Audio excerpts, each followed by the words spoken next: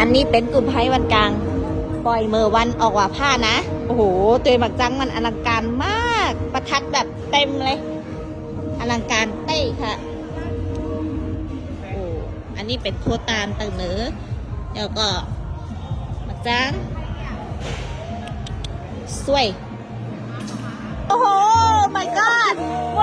ใหญ่ก่อนใหญ่หมักจังก่อนไลฟ์โนตลุใหญ่เป็นไร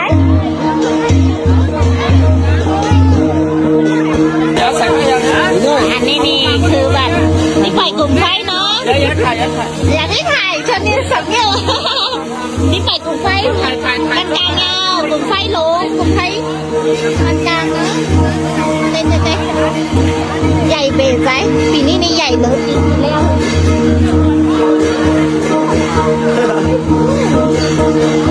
อยากออกยูทูบถ่ายอะไรดินี่ถ่ายนานก่อน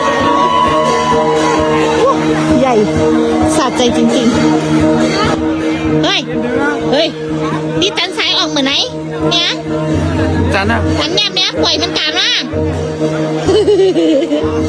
อ๋อบัดนี้ปล่อยกับจอมคิดว่าถ้ามันนี่ขึ้นเนี่ยก็แบบจันอ๋อโบเป็นปิ้วโอเค